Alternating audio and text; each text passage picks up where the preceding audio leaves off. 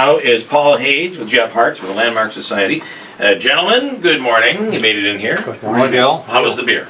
It's great. It is good. You know, early morning happy hour. I'm not used to this. Every morning. Quite nice. Every morning here. That's how we get through the day. Good. Why don't you pull your chair a little bit over so it's a little easier for you to get on the microphone. And Jeff, good morning. How you doing? Good morning, Bill. How are you? You had, before we get started, we just came off the Heart Association, the Heart Run and Walk, and the Radiothon.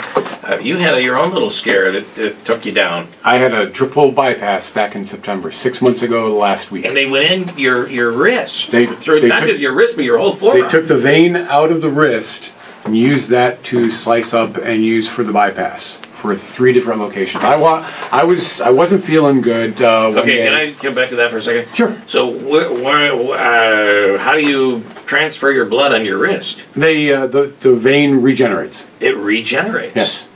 So. Like I'm working on my hair.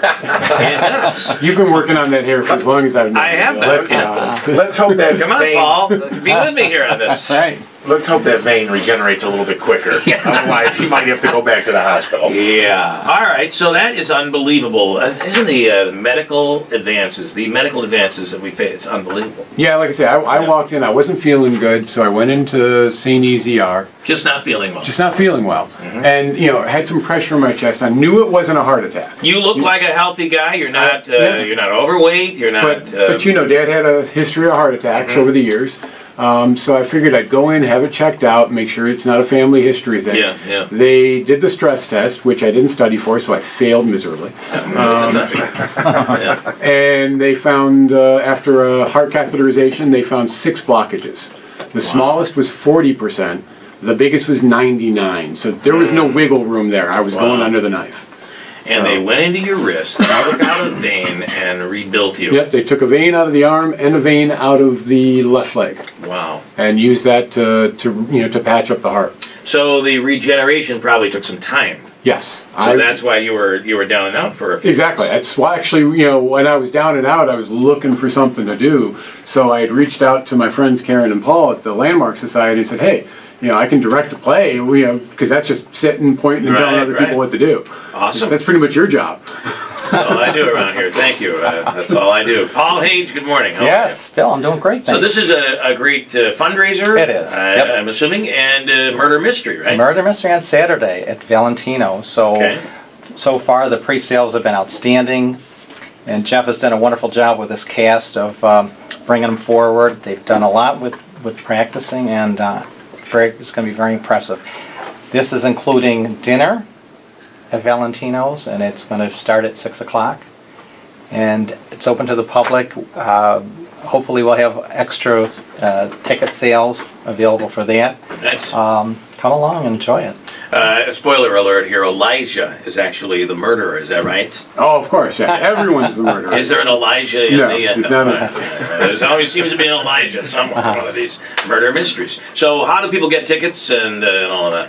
Obviously the food is great, and you get to eat, you dine over there at Valentino's. And Valentino's is great. And then so give us a little background on the storyline here. The name of the play is Murder in Bogart's Shadow. I like that. The whole basis is it takes place at the meeting of a Humphrey Bogart fan club, basically. Okay, that sounds amusing. They're meeting to elect a new president because the previous president has died under mysterious circumstances. Okay. And then you bring a stranger into the mix who claims to have the lost alternate ending to a classic Bogart film.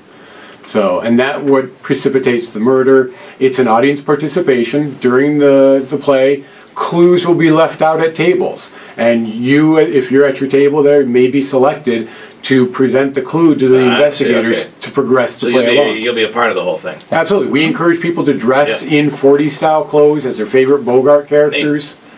Great fun. Where does the money go, Paul? It's going to, most of it's right at the Rucker Park. Rucker Park, Utica Landmark Society.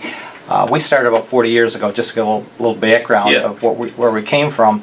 We started at that time when they wanted to tear down Union Station, the beautiful train station that we had. We were the voice behind that. I know. That would have been an awful thing. It's quite an iconic building. Yeah. And concerned citizens started Utica Landmarks. So that was one of the main buildings that we have, and also Landmark Society started how long ago? 40 years. Not in time to get rid of urban renewal, right? What happened in the 60s and 70s. Exactly, Bill. Horrible. Sure. All those buildings were... City Hall was a big one on Genesee Street. It was huge. But we did purchase in 2008 Rucker Park, number 1 and number 3. Gorgeous buildings.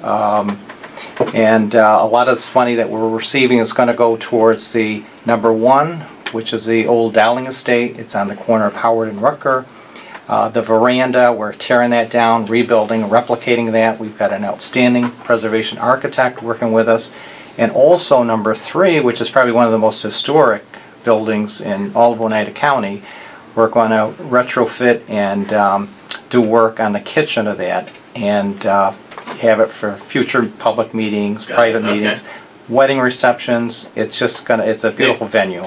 And how is it that we have had a change of heart? It seemed like tearing things down and putting up these new lifeless structures. That's all I can say. They're like all of that stuff just didn't have any character. What were we thinking? What were my parents' generation? What was my parents' generation thinking? I guess we weren't thinking, and that's what that was all about. And even if you look at the HSBC building, they wanted to tear that down and just make a surface parking there. Yeah. And we voiced our concerns about that. We had a petition up. We went to the newspaper, and people spoke up. And thank God the city came along.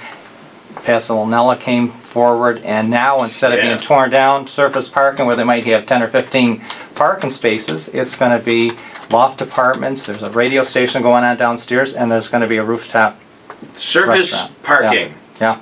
It is the destruction of a city's character. I mean, nothing shows that a struggling city like surface parking, because what that is, we tear buildings down and we don't have the money to do anything with it, so we just pave it, and that becomes parking. It just is. It's such a waste of space. It's ironic, though, in that we have no parking downtown, yet we keep hearing how it's struggling. Right. So isn't that kind of interesting? Yeah. Can you imagine if Union Station had been torn down and they put an Applebee's or something there in its place? It just would have been a shame. Seriously. It would have. Yeah. So you got to and the place would appreciate still be packed. That stinking Applebee's is always packed. I don't understand it. So you got to appreciate a group like the Landmark Society. No doubt. Listen, Nagel, get on that microphone. What do you think they should focus on over at the brewery? Maybe a little electrical sign that should be preserved? What do we think? I really do love your inability to keep me out of trouble, Bill.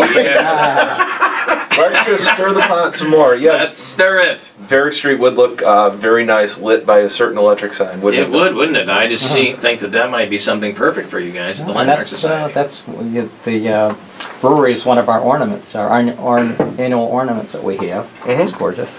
So on that note, we can get you a phone number if you want to call over there and start the process going. Actually, Joe Load is pounding on the door out here. I was about to say, I'll let him in as I'm fleeing. All right. Okay. Bill, also, I just wanted to direct you to our Facebook. It's fantastic.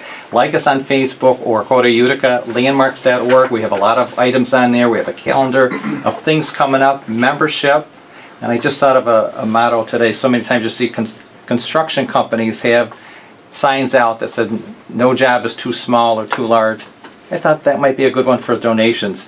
No donations are too small or too large. Or too large, that is for sure. Check it out, and our calendar is a big part of it. We have a lot of, the Boilermaker Weekend, for instance, we're going to have mansion tours. Later in the month, we're going to have picnic in the mansion.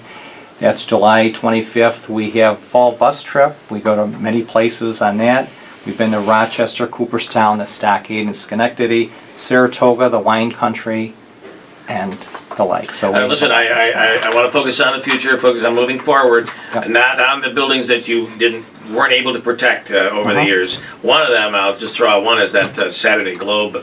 Was it Saturday Globe that was the name of the newspaper? Which was a national newspaper out of Utica in the day. That building was iconic, and that it was. came down. And that later became the Globe and USA Today. Is that really that developed into? That's really amazing.